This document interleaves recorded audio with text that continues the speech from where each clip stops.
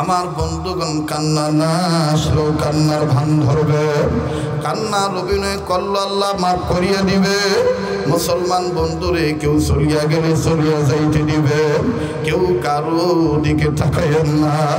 জীবনের শেষ বয়ান মনে করে বয়ান করছি। কার জন্য জানি জংলার বাঁশ রেডি হইয়া গেছে, কার জন্য জানি কাপড়ে কাপড় তৈয়ার হইয়া গেছে, কার পিছনে জানি মালাকুল মউত দাঁড়িয়ে রইছে। আমার বন্ধুগণ কার জন্য জানি কবর মাটি পায়না হইয়া গেছে। বাজান রে, দুনিয়া কিন্তু থাকার জায়গা না। একটু দিলটা নরম করে দিবেন বন্ধু। আমার আপনার অন্তরে আজকে নবীজির মহব্বত নেই, আল্লাহ পাকের ভয় নাই, অথচ হাদিস প্রমাণ করে আমি আপনি সুন্দর বউ পাইয়া নবীরে ভুলে গেছি। আমি আপনি সুন্দর বউ পাইয়া আল্লাহর আইন মানা ভুলে গেছি। কিন্তু দেখেন সাহাবীদের জামাতকে নকল করে দেখেন, সাহাবায়ে কেরামের জামাতকে নকল করে দেখেন, সাহাবীদের আদর্শ দেখেন রে বাবা। আমার বন্ধুগণ বিবি ব্যবহার করছে, গোসল বান্দার উপর ফরজ হইয়া গেছে। নাপাক শরীর ফরজ গোসল করার জন্যে আমার বন্ধুগণ পানির কাছে গেছে। এক পর্যায়ে যখন মুখ ভর্তি করে পানি নিল, কুলি করবে ফরজ গোসল। আমার বন্ধুগণ গোসল ফরজ, গোসল আদায় করবে। হঠাৎ করে কানে আওয়াজ পায়, কে যেন রাস্তা দিয়া যায়, আর ডাক দিয়ে বলে কুতিলা মুহাম্মাদুন, আল্লাহ নবী মুহাম্মদ শহীদ হয়ে গেছে। কাফের বেঈমানেরা আমার নবীকে হত্যা করছে, আমার নবীজি চলে গেছে, মুহাম্মদ নবী দুনিয়ায় নাই। এ বন্ধু, এ ভাইয়া, এই আল্লাহর বান্দা নবীর সাহাবী আর গোসল করলেন না রে বাবা, আর গোসলের দিকে গেলেন না।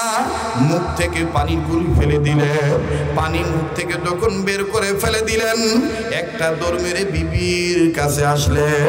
বিবির কাছে আসিয়া ডাক দিয়া কান্দার ডাক দিয়ে বলে, বিবিরে আমারে তরবারি দে, আমি যুদ্ধের ময়দানে যাব। বিবিরে বেঁচে থাকলে দেখা হবে দুনিয়ায়, আর না হয় মরে গেলে দেখা হবে হাসরের বেলায়। স্ত্রী ডাক দিয়ে বললেন, স্বামী গো, আপনি তো নাপাক, আপনার উপর তো গোসল ফরজ হয়ে গেছে। ও স্বামী, আপনি কিভাবে নাপাক শরীর নিয়ে যুদ্ধের ময়দানে যাবে? সাহাবী কান্দার ডাক দিয়ে বলেন, বিবিরে কার জন্য গোসল করব?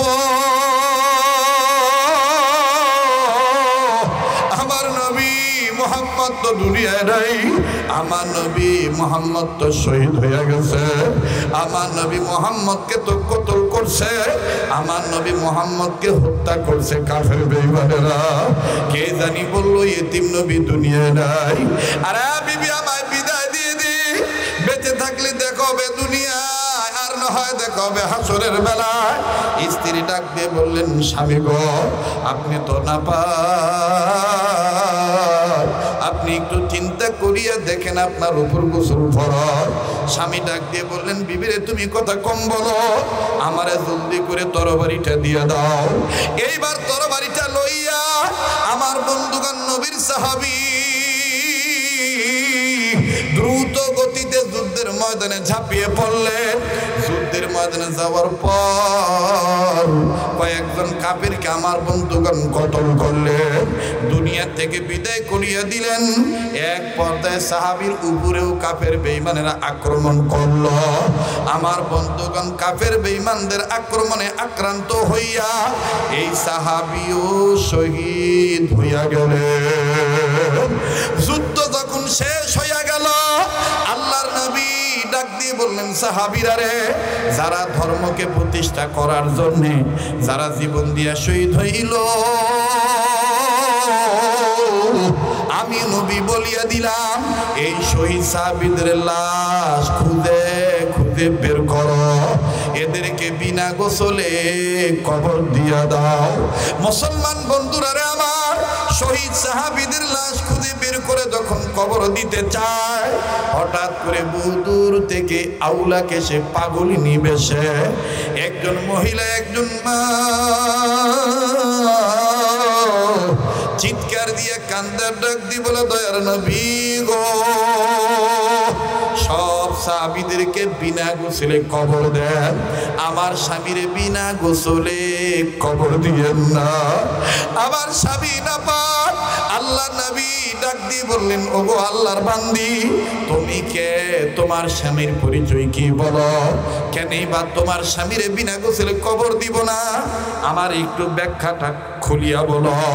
এই মহিলা কান্দার ডাক দিয়ে বললেন, দিনের নবী গো, আমার স্বামীর নাম হানজালা। আমার স্বামীর উপর গোসল ফরজ ছিল, ফরজ গোসল করার জন্য স্বামী আমার পানির কাছে গেছে।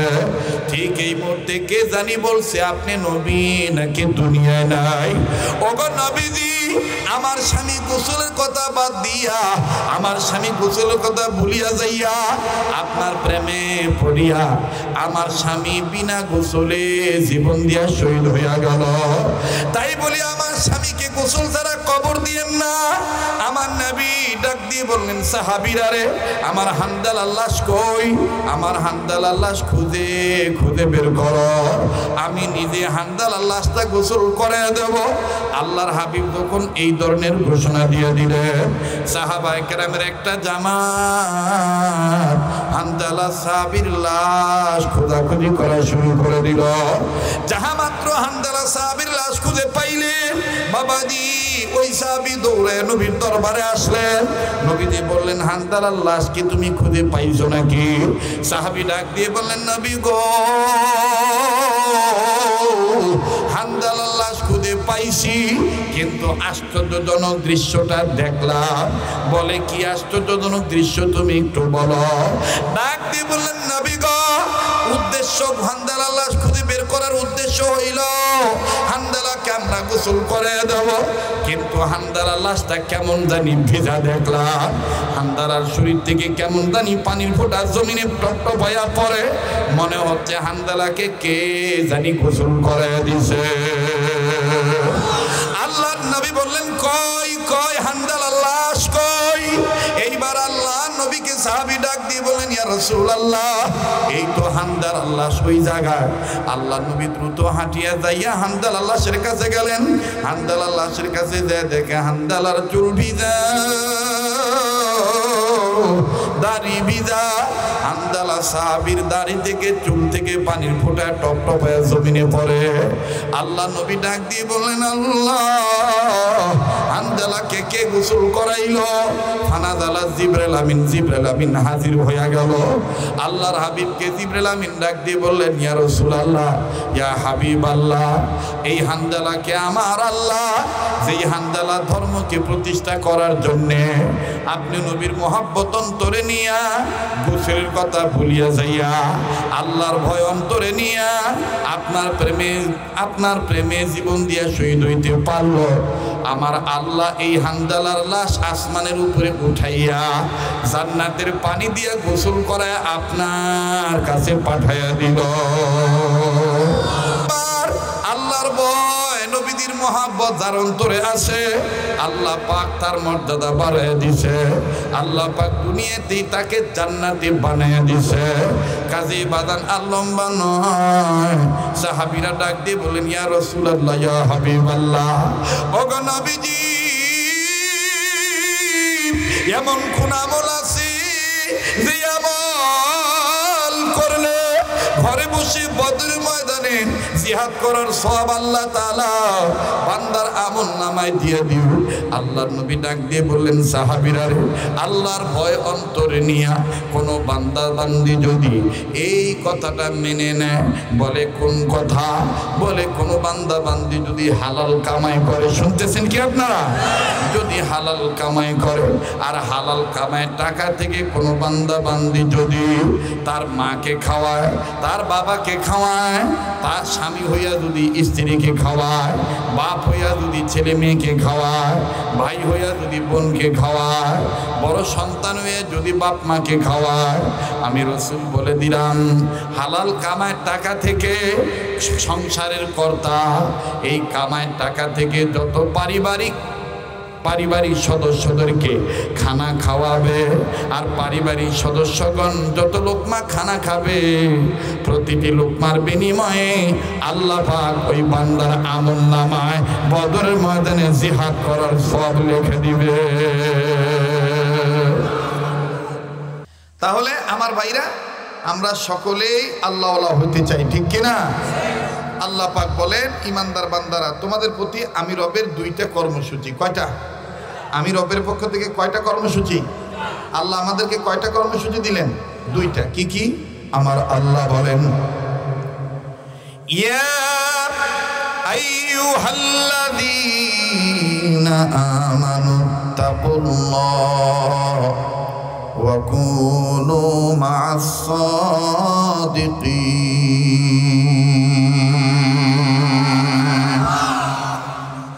আল্লাহ বললেন, নবীজি তামাম পৃথিবীর মানুষগুলোকে আমি আল্লাহ পাকের পক্ষ থেকে জানিয়ে দেন, নবীজি পৃথিবীর জমিনে যারা মানুষ রূপে জন্ম নিল, এই মানুষগুলি যেন জন্তু হয় না, জন্তু জানোয়ার না হয়।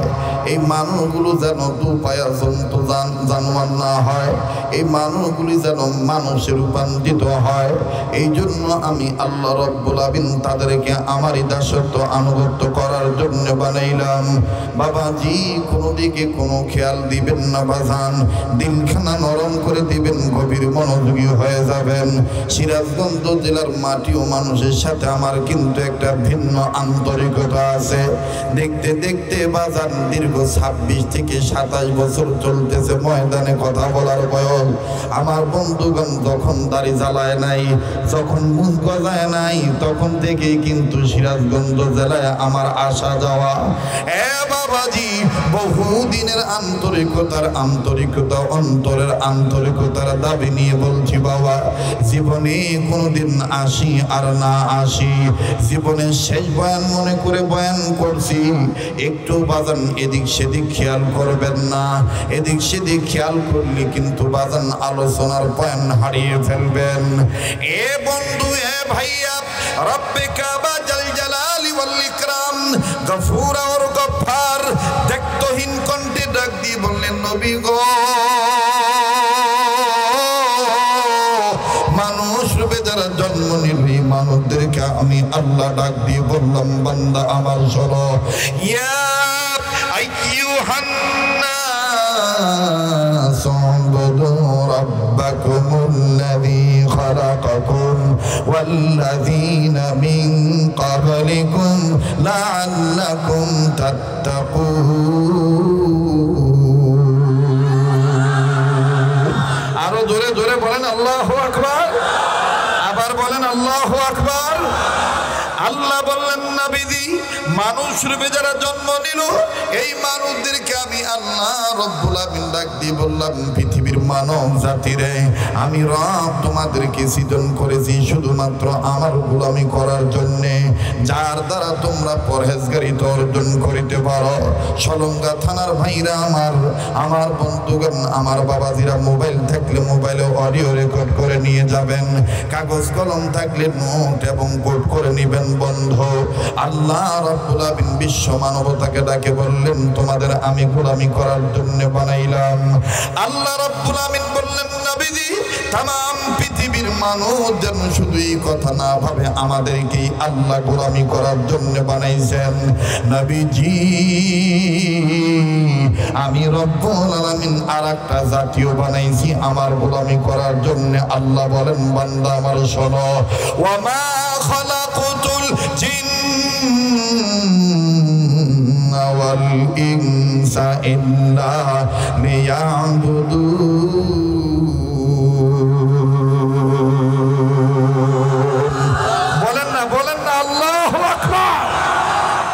আমি কি গান গাইতেছি, ছন্দ পড়তেছি, কবিতা পাঠ করতেছি, কি তেলাওয়াত করতেছি? বলেন, কোরআন তেলাওয়াত করলে মুমিনগণের সামনে মুমিনের ঈমান বাড়ে না কমে? কথা কয় না, বাড়ে না কমে? এ কথা কার? ইন্নামাল মুমিনুনা আল্লাযীনা ইযা যুকিরাল্লাহু ওয়াজিলাত কুলুবুহুম ওয়া ইযা তুলিয়াত আলাইহিম আয়াতুহু যাদাতহুম ঈমানা। আল্লাহ বলেন, ওগো নবী, মুমিনগণের সামনে যখন কোরআন তেলাওয়াত করা হয়, মুমিনগণের দিল আমি আল্লাহর ভয়ে নূরে ওঠে, তাদের কাছে তাকা ঈমান বেড়ে যায়। কেন? এই মুমিনেরা সর্বাবস্থায় আমি রবের উপর ভরসা রাখে। সুবহানাল্লাহ কর। এখন যাদের ঈমান বাড়ে তাদের জবান দিয়ে আল্লাহু আকবার আসতে হয় না জোরে হয়? তো কই জোরে বলছেন বাবা? জোরে বলেন না আল্লাহু আকবার। আচ্ছা, আল্লাহু আকবার বলতে হবে, নির্দেশ কার? এটা কি কোনো দলীয় স্লোগান, ব্যক্তিকেন্দ্রিক স্লোগান? এটা হুজুরদের বানানো? আল্লাহু আকবার বলা লাগবে, নির্দেশ কার? ইয়া আইয়ুহাল মুদ্দাথির কুম ফাআনদির ওয়া রাব্বাকা ফাকাব্বির। ইয়া আইয়ুহাল মুদ্দাথির কুম ফাআনদির ওয়া রাব্বাকা ফাকাব্বির। বাহরে দিন ওয়া বাহরে দুনিয়া বাহরু নাম আল্লাহ আল্লাহ কর দবায়াদু আসসালাম। বাহরে দিন ওয়া বাহরে দুনিয়া বাহরু নাম আল্লাহ আল্লাহ কর দবায়াদু আসসালাম। আল্লাহ আল্লাহ क्या मुबारक नाम है, अल्लाह अल्लाह मोमिनों का गुलामों का मुजाहिदों का आशिकों का काम है। अल्लाह अल्लाह बोल बंदा, अल्लाह अल्लाह बोल अल्लाह। মাশাআল্লাহ। বাইরে আমার কি কষ্ট হইতেছে? চলবো কি চলবো না? হ্যাঁ, 3 ঘন্টা কুবাইরে চালাম বা এলানি বাদে আদান দিব। হ্যাঁ, চলবো কি চলবো না? আল্লাহ আল্লাহ বল রে বান্দা, এই কথাটা বলতে পারবেন কি পারবেন না? যারা ওই যে মনে করেন যে ড্রেস পাইছে, টিটকারি করছে, দিনের বেলা সভা দিছে, কেডো আসবো? ওরা জানে নাকে মুখে সুনকালি মাখে। আজকে আওয়াজ দিয়ে প্রমাণ করে দিবেন এই বাংলাদেশে দিনের বেলাও আওয়াজ হবে, রাত্রি বেলাও হবে। আল্লাহর জমিনে আল্লাহর কথা যখন তখনই হবে, কারো কিচ্ছু চোখ রাঙাইতে কিচ্ছু যায় আসে না। কথা বলেন ঠিক কিনা? আল্লাহ আল্লাহ বল বান্দা, আল্লাহ আল্লাহ বল আল্লাহ। দরদ নিয়ে জবান খোলেন। আল্লাহ আল্লাহ বল বান্দা, আল্লাহ আল্লাহ বল আল্লাহ।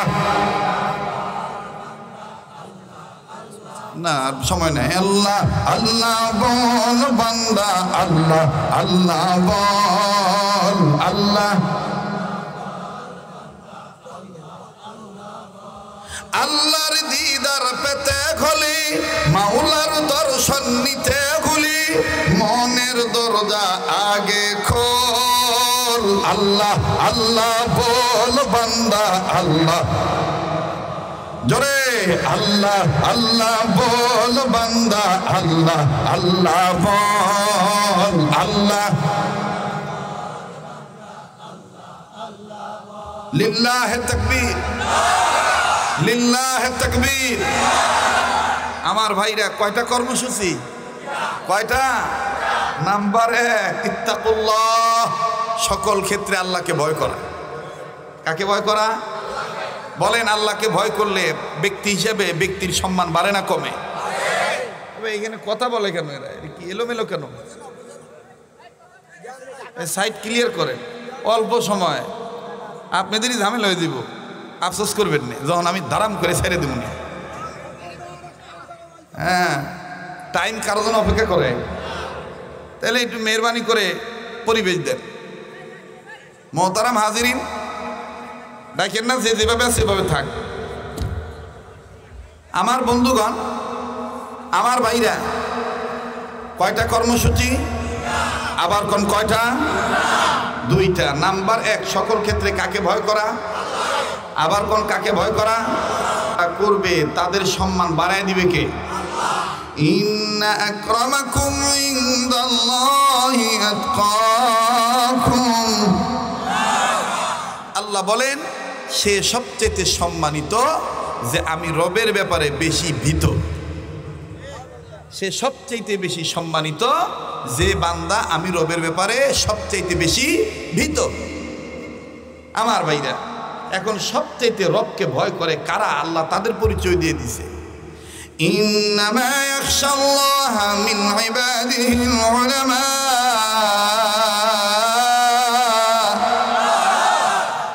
সবচেয়ে উলামায়ে কেরামরা আল্লাহকে বেশি ভয় করে। সবচেয়ে উলামায়ে কেরামরা কাকে বেশি ভয় করে?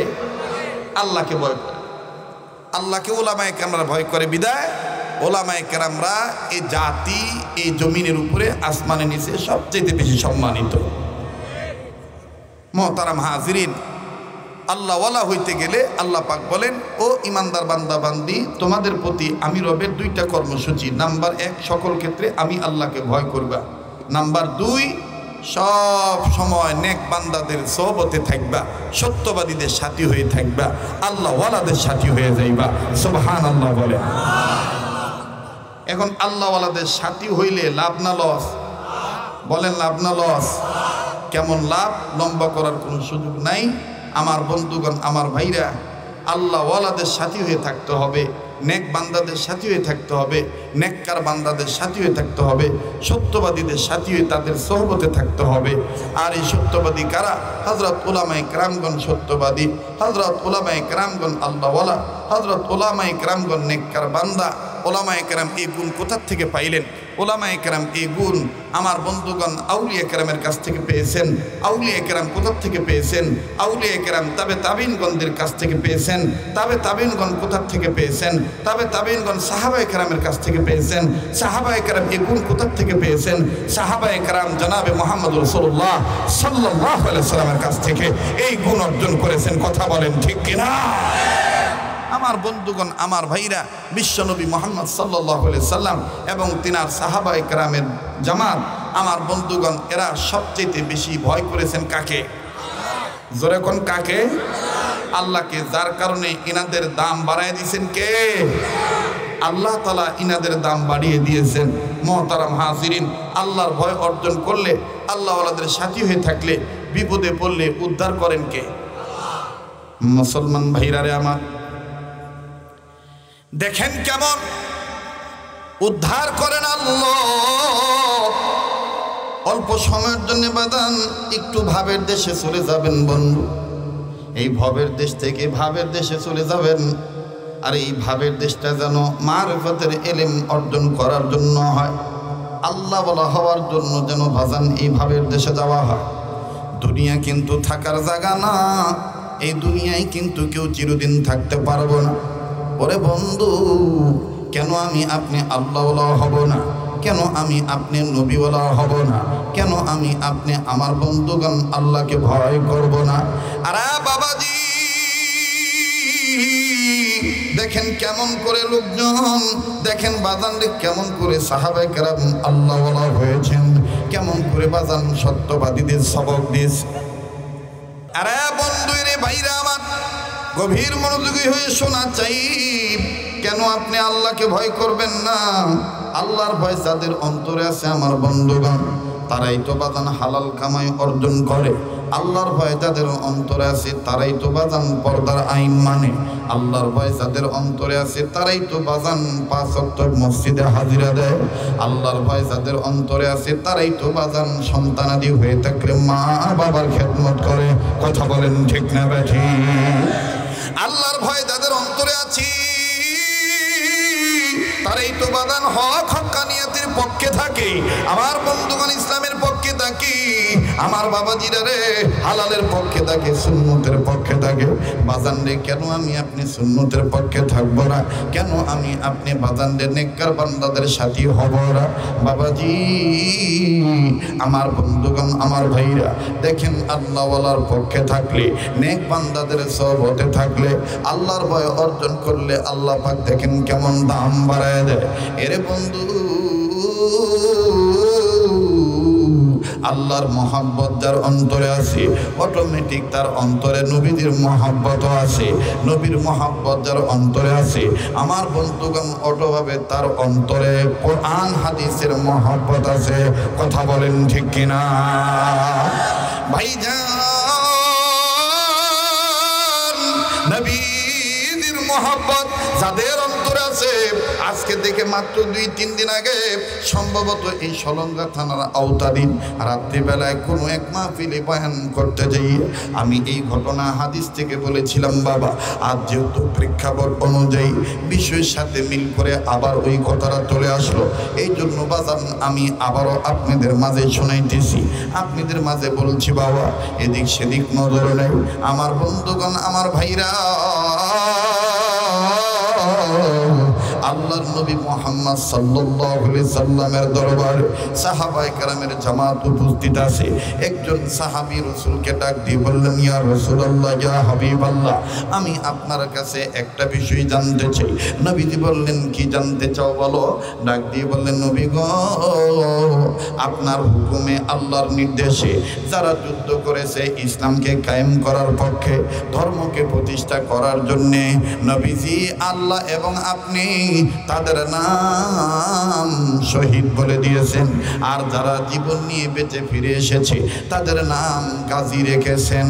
ওগো নবীজি,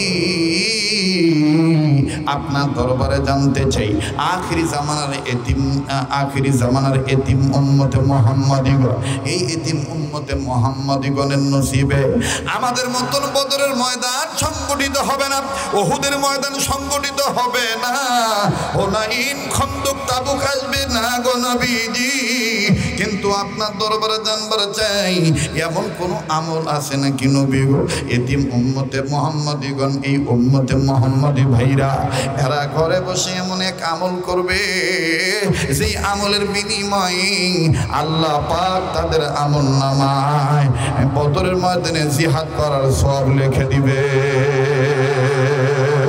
চিৎকার দিয়ে বলেন সুবহানাল্লাহ। নবী আমার ডাক দিয়ে বললেন, সাহাবীরা রে,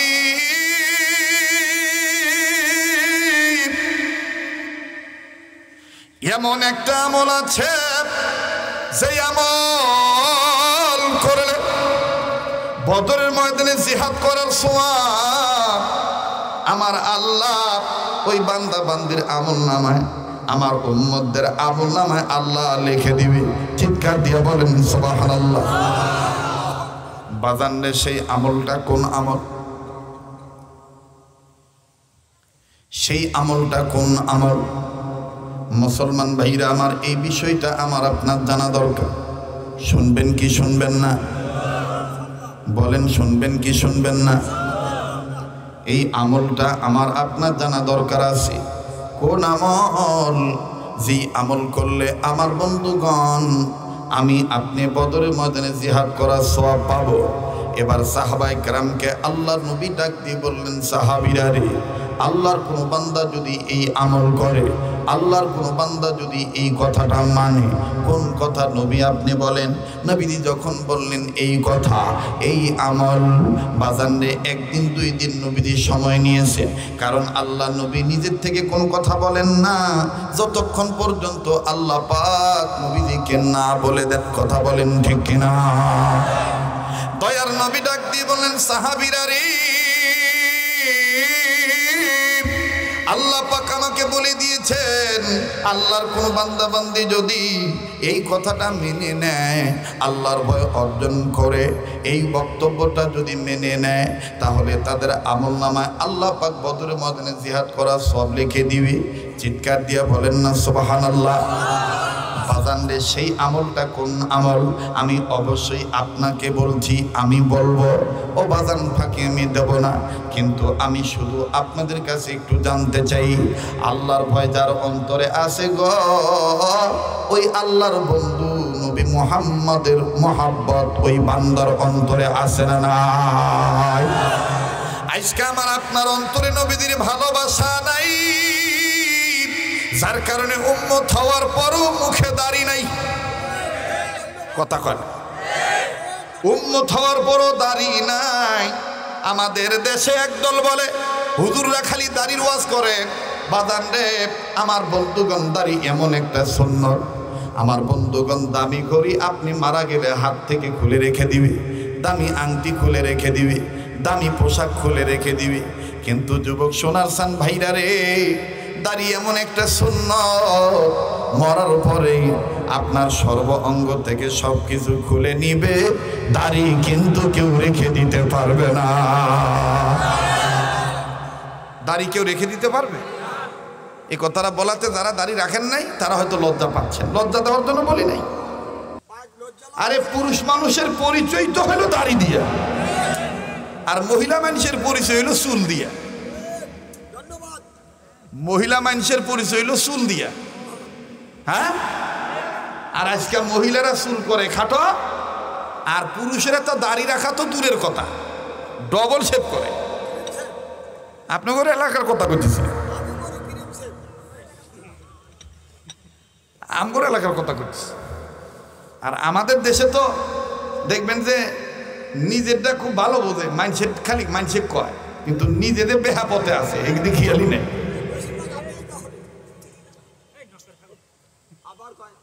চুপ থাকতে হবে, উস্কুত। আপনাদের কষ্ট হচ্ছে? চলবে কি চলবে না? আমরা নিজেরা অন্যায় পথে থাকি, আর একজনকে বলি ন্যায় পথে চলা পারো না, ঠিক না? আমি নিজে দোষী, অন্যকে দেখলে মনে করি দোষী, নিজের খবর রাখি না। অথচ আল্লাহ বলেন, মান আরাফা নাফসাহু ফাকাদ আরাফা রাব্বাহু। যে নিজেরে চিনল সে আল্লাহরে চিনল, যে নিজেরে চিনে নাই সে আল্লাহরে চিনে নাই। কথা বলেন ঠিক কিনা? নিজকে চিনো, অপরকে চিনা দরকার নাই। আমি প্রায় মাহফিলে বলে থাকি বুঝানোর জন্য যে বিচার কার কাছে দিব। লিচুর বাগানে বেটা উঠছে ব্যাগ নিয়ে লিচু চুরি করার জন্য গাছের মধ্যে। তো বাগানের মালিক টের পেয়েছে, টের পেয়ে ডাক দেখ, না তোর বাপ কেউ, তোর বাপের কাছে নিয়ে যাই। ঠিক আছে, তো সেরা নামতেছে আর ফুক ফুক করে হাসতেছে। মালিক কয় তুই হাসস কে? কয় কাহা কি কইলেন? কয় তোর বাপের কাছে নিয়ে যাবো। ডাক দেবে কাকার যে কথা, কাকে কথা কস কে? আমি ব্যাগ দিয়ে উঠছি, ও তো অমুক নম্বর গাছে আব্বা বস্তা নিয়ে উঠছি।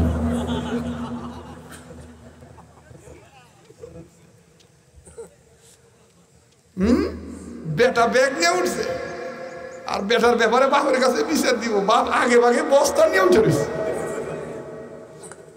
তো নারীরা চুল কাইটা বিউটি পার্লারে যাইয়া ব্যাপারটা ঘোরাঘুরি করতেছে, ইফটিজিং বাইতেছে, বিচার দিবেন কার কাছে? বিচারকদের কাছে।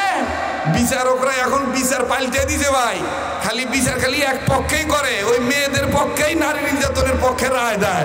কিন্তু কত পুরুষ যে নির্যাতিত হইতেছে বলারও কেউ নাই, দেখারও কেউ নাই, বিচার করারও কেউ নাই। কথা বলেন ঠিক কিনা? খালি কথা কইলেই কয় না তোমার কিবা মাইক রে ভাই, নাকি তুমি অজু করো নাই এই অবস্থা?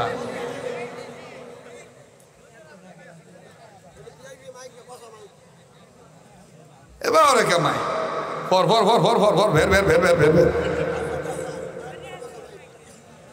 কি ভাই কষ্ট হইতেছে? বলেন বলবো কি বলবো না? বিচার খালি এক পক্ষে করলে হবে না, আপনাকে তদন্ত করে দেখতে হবে যে এই ছেলেটার চরিত্র নষ্ট হলো কেন, সমাজে ইফতিজিং বাড়তেছে কেন। যদি দেখেন যে সমাজে ইফতিজিং বাড়ার কারণ বেপরদা নারী, পরকীয়া যন্ত্র, তাহলে এগুলো দইরা দইরা বিচার করা দরকার। মাকেও দেখা যাবে না, বোনকেও দেখা যাবে না, হাদি সাহেবের বেটিও দেখা যাবে না। অন্যায় সবার পক্ষে রায় দিতে হবে, অন্যায়কারী সবার কাছেই সমান দোষী। কথা বলেন ঠিক কিনা?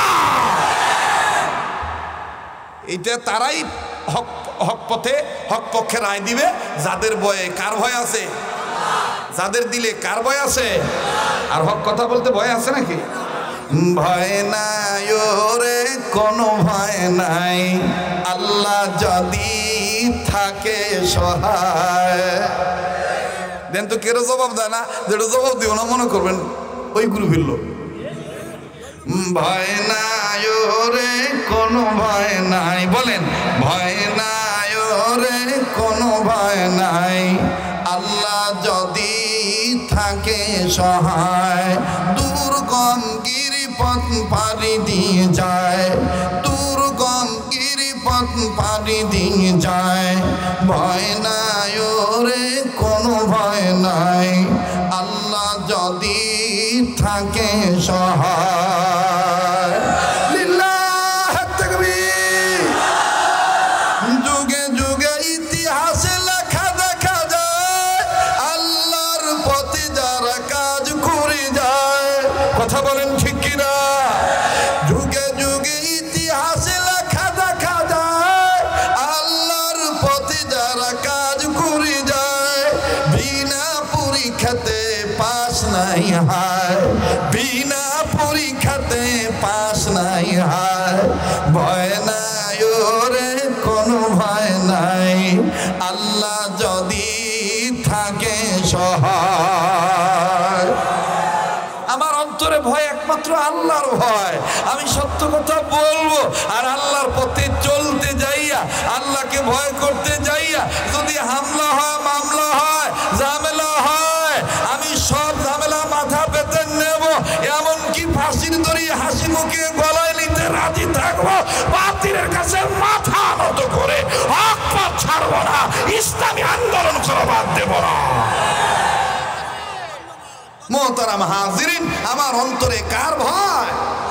জোরে বলেন কার ভয়? আল্লাহর ভয় তার অন্তরে থাকে, তার অন্তরে নবীজির মহব্বত আছে না নাই? আজকে আমার আপনার অন্তরে নবীজির মহব্বত নাই, যার কারণে নবীকে গালি দিলেও এখন গাও জ্বলে না। হ্যাঁ, কোরআনের গায়ে আগুন লাগাইলো গাও জ্বলে না। মুসলমান আমার ভাইরা, পৃথিবীর যে রাষ্ট্রেই নবীকে অপমান করা হোক, আমি আমার জায়গা থেকে প্রতিবাদ করবই করব। পৃথিবীর যে রাষ্ট্রেই মুসলমানদের ধর্মীয় গ্রন্থ কোরআনকে অপমান করা হোক, আমি আমার জায়গা থেকে ইমানি আন্দোলন করবই করব। এতে জেল হোক, জরিমানা হোক, ফাঁসি হোক, যা হয় হোক। কথা কোন ঠিক কিনা? মোহতারাম হাজিরিন, আজকে আমার আপনার অন্তরে মহাব্বত নাই, নবীজির মহাব্বত নাই। কিন্তু বাজানরে ইতিহাস করে দেখেন, হাদিস থেকে পাওয়া যায়। বাজানরে দেখেন তো দেখি দিলটা নরম হয়নি। বাবাজি কেউ কারো দিকে তাকায়েন না। অল্প সময়ের মধ্যে কথাগুলি ফিনিশিং দিয়ে বিদায় নিয়ে চলে যাব। মনে আছে কিনা জানি না, আল্লাহর হাবিব ডাক দিয়ে বললেন, সাহাবীরা রে, এমন এক আমল আছে যে আমল করলে বদরের ময়দানে জিহাদ করার সওয়াব আল্লাহ বান্দার আমল নামায় লিখে দিবে। আমার বন্ধুগণ, কান্না না আসলেও কান্নার ভান ধরবে। কান্নার অভিনয় করলে আল্লাহ মাফ করিয়া দিবে। মুসলমান বন্ধুরে, কেউ চলিয়া গেলে চলিয়া যাইতে দিবে, কেউ কারো দিকে তাকাইয়েন না। জীবনের শেষ বয়ান মনে করে বয়ান করছি। কার জন্য জানি জংলার বাঁশ রেডি হইয়া গেছে, কার জন্য জানি কাপড়ে কাপড় তৈরি হইয়া গেছে, কার পিছনে জানি মালাকুল মউত দাঁড়িয়ে রইছে। আমার বন্ধুগণ, কার জন্য জানি কবরের মাটি পায়না হইয়া গেছে। বাজান রে, দুনিয়া কিন্তু থাকার জায়গা। একটু দিলটা নরম করে দিবেন বন্ধু।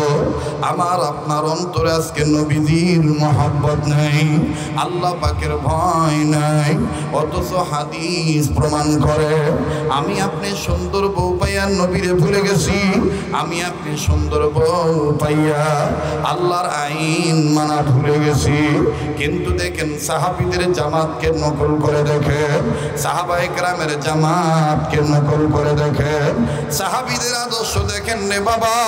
আমার বন্ধুগণ, বিবি ব্যবহার করছে, গোসল বান্দার উপর ফরজ হইয়া গেছে, নাপাক শরীর ফরজ গোসল করার জন্যে আমার বন্ধুগণ পানির কাছে গেছে।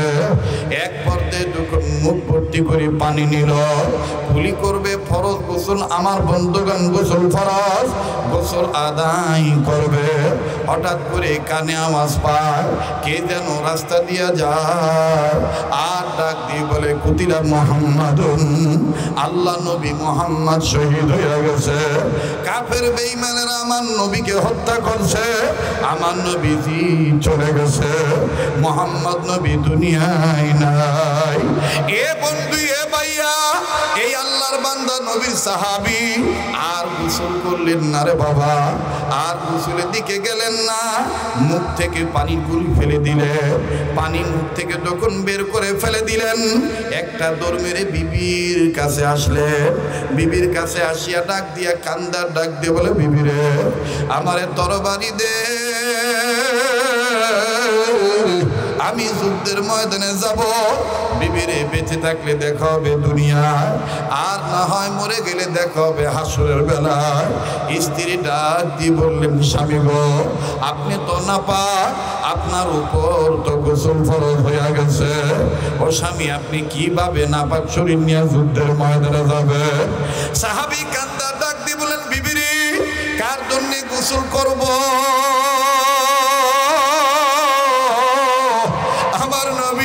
মুহাম্মদ তো দুনিয়ায় নাই, আমার নবী মুহাম্মদ তো শহীদ হয়ে গেছে। আমার নবী মুহাম্মদকে তো কতল করছে, আমার নবী মুহাম্মদকে হত্যা করছে কাফের বেঈমানেরা। কে জানি বললো এতিম নবী দুনিয়ায় নাই। আরে বিবি, আমায় বিদায় দিয়ে দি, বেঁচে থাকলে দেখা হবে দুনিয়ায়, আর না হয় দেখা হবে হাসরের বেলায়। স্ত্রী ডাক দিয়ে বললেন, স্বামী গো, আপনি তো নাপাক, আপনি একটু চিন্তা করিয়া দেখেন আপনার উপর গোসল ফরজ। স্বামী ডাক দিয়ে বললেন, বিবিরে, তুমি কথা কম বলো, আমারে জলদি করে তরবারিটা দিয়ে দাও। এইবার তরবারিটা লইয়া আমার বন্ধুগণ নবীর সাহাবী দ্রুত গতিতে যুদ্ধের ময়দানে ঝাঁপিয়ে পড়লেন। যুদ্ধের ময়দানে যাওয়ার পর কয়েকজন কাফেরকে আমার বন্ধুগণ কতল করলেন, দুনিয়া থেকে বিদায় করিয়ে দিলেন। এক পর্যায়ে সাহাবীর উপরেও কাফের বেঈমানেরা আক্রমণ করল। আমার বন্ধুগণ কাফের বেঈমানদের আক্রমণে আক্রান্ত হইয়া এই সাহাবীও শহীদ হইয়া গেলেন। যুদ্ধ যখন শেষ হইয়া গেল, আল্লাহর নবী ডাক দিয়ে বললেন, সাহাবীরা রে, যারা ধর্মকে প্রতিষ্ঠা করার জন্য যারা জীবন দিয়া শহীদ হইল, আমি নবী বলিয়া দিলাম, এই শহীদ সাহাবীদের লাশ খুঁজে খুঁজে বের করো, এদেরকে বিনা গোসলে কবর দিয়া দাও। মুসলমান বন্ধুরা রে আমার, শহীদ সাহাবীদের লাশ খুঁজে বের করে যখন কবর দিতে চায়, হঠাৎ করে বহুদূর থেকে আউলাকে সে পাগলিনী বেশে একজন মহিলা, একজন মা চিৎকার দিয়ে কান্দার ডাক দিয়ে বলে, দয়ার নবী গো, সব সাহাবীদেরকে বিনা গোসলে কবর দেন, আমার স্বামীরে বিনা গোসলে কবর দিয়েন না, আমার স্বামী নাপাক। আল্লাহ নবী ডাক দিয়ে বললেন, ওগো আল্লাহর বান্দি, তুমি কে? তোমার স্বামীর পরিচয় কি বলো? কেনই বা তোমার স্বামীরে বিনা গোসলে কবর দিব না? আমার একটু ব্যাখ্যাটা খুলিয়া বলো। এই মহিলা কান্দার ডাক দিয়ে বললেন, দিনের নবী গো, আমার স্বামীর নাম হানজালা, আমার স্বামীর উপর গোসল ফরজ ছিল, ফরজ গোসল করার জন্য স্বামী আমার পানির কাছে গেছে। ঠিক এই মুহূর্তে কে জানি বলছে, আপনি নবী নাকি দুনিয়ায় নাই? ওগো নবীজি, আমার স্বামী গোসলের কথা বাদ দিয়া, আমার স্বামী গোসলের কথা ভুলিয়া যাইয়া আপনার প্রেমে পড়িয়া আমার স্বামী বিনা গোসলে জীবন দিয়া শহীদ হইয়া গেল। তাই বলি আমার স্বামীকে গোসল ছাড়া কবর দিয়েন না। আমার নবী ডাক দিয়ে বললেন, সাহাবীরা রে, আমার হানজালার লাশ কই? আমার হানজালার লাশ খুঁজে খুঁজে বের করো, আমি নিজে হানজালার লাশটা গোসল করে দেব। আল্লাহর হাবিব যখন তখন এই ধরনের ঘোষণা দিয়ে দিলেন, সাহাবায়ে কেরামের একটা জামাত হানজালা সাহাবীর লাশ খোঁজাখুঁজি করা শুরু করে দিল। যাহা মাত্র হানজালা সাহাবীর লাশ খুঁজে পাইলেন, বাবাজি ওই সাহাবী দৌড়ে নবীর দরবারে আসলেন। নবীজি বললেন, হানজালার লাশ কি তুমি খুঁজে পাইছো নাকি? সাহাবী ডাক দিয়ে বললেন, নবী গো, হানজালার লাশ খুঁজে পাইছি, কিন্তু আশ্চর্যজনক দৃশ্যটা দেখলাম। বলে, কি আশ্চর্যজনক দৃশ্য তুমি একটু বলো। ডাক দিয়ে বললেন, নবী গো, উদ্দেশ্য হানজালার লাশ খুঁজে বের করার উদ্দেশ্য হইল হানজালাকে আমরা গোসল করে দেব, কিন্তু হানজালার লাশটা কেমন জানি ভিজা দেখলাম। হানজালার শরীর থেকে কেমন জানি পানির ফোঁটা জমিনে টপটপায়া পড়ে, মনে হচ্ছে হানজালাকে কে জানি গোসল করে দিছে। আল্লাহর নবী বললেন, কই কই হানজালার লাশ কই? এইবার আল্লাহ নবীকে সাহাবী ডাক দিয়ে বললেন, ইয়া রাসূলুল্লাহ, এই তো হানজালার লাশ ওই জায়গায়। আল্লাহ নবী দ্রুত হাঁটিয়া যাইয়া হানজালার লাশের কাছে গেলেন। হানজালার লাশের কাছে যেয়ে দেখে হানজালার চুল ভিজা, দাড়ি ভিজা। হানজালা সাহাবীর দাড়ি থেকে চুল থেকে পানির ফোঁটা টপ টপ হয়ে জমিনে পড়ে। আল্লাহ নবী ডাক দিয়ে বললেন, আল্লাহ, হানজালাকে কে গোসল করাইলো? ফানাজালা জিবরাইল আমিন। জিবরাইল আমিন হাজির হইয়া গেল। আল্লাহর হাবিবকে জিবরাইল আমিন ডাক দিয়ে বললেন, ইয়া রাসূলুল্লাহ, ইয়া হাবিবাল্লাহ, এই হানজালাকে আমার আল্লাহ যেই হানজালা ধর্মকে প্রতিষ্ঠা করার জন্যে আপনি নবীর মহব্বত অন্তরে নিয়া, গোসলের কথা ভুলিয়া যাইয়া, আল্লাহর ভয় অন্তরে নিয়া আপনার প্রেমে জীবন দিয়া শহীদ হইতে পারল। আমার আল্লাহ এই হানজালার লাশ আসমানের উপরে উঠাইয়া জান্নাতের পানি দিয়া গোসল করায় আপনার কাছে পাঠাইয়া দিল।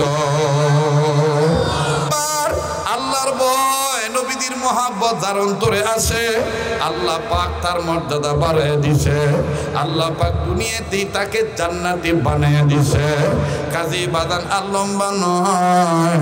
সাহাবীরা ডাক দিয়ে বলেন, ইয়া রাসূলুল্লাহ, ইয়া হাবিবাল্লাহ, ওগো নবীজি,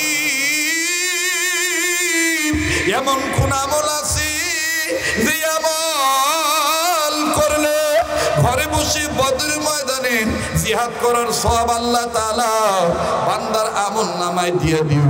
আল্লাহর নবী ডাক দিয়ে বললেন, সাহাবীরা রে, আল্লাহর ভয় অন্তরে নিয়া কোনো বান্দা বান্দি যদি এই কথাটা মেনে নেয়, বলে কোন কথা? বলে কোনো বান্দা বান্দি যদি হালাল কামাই করে, শুনতেছেন কি আপনারা? যদি হালাল কামাই করে, আর হালাল কামাই টাকা থেকে কোনো বান্দা বান্দি যদি তার মাকে খাওয়ায়, তার বাবাকে খাওয়ায়, তার স্বামী হইয়া যদি স্ত্রীকে খাওয়ায়, বাপ হইয়া যদি ছেলে মেয়েকে খাওয়ায়, ভাই হইয়া যদি বোনকে খাওয়ায়, বড় সন্তান হইয়া যদি বাপ মাকে খাওয়ায়, আমি রাসূল বলে দিলাম, হালাল কামায় টাকা থেকে সংসারের কর্তা এই কামায় টাকা থেকে যত পারিবারিক সদস্যদেরকে খানা খাওয়াবে, আর পারিবারিক সদস্যগণ যত লোকমা খানা খাবে, প্রতিটি লোকমার বিনিময়ে আল্লাহ পাক ওই বান্দার আমলনামায় বদরের ময়দানে জিহাদ করার সওয়াব লিখে দিবে।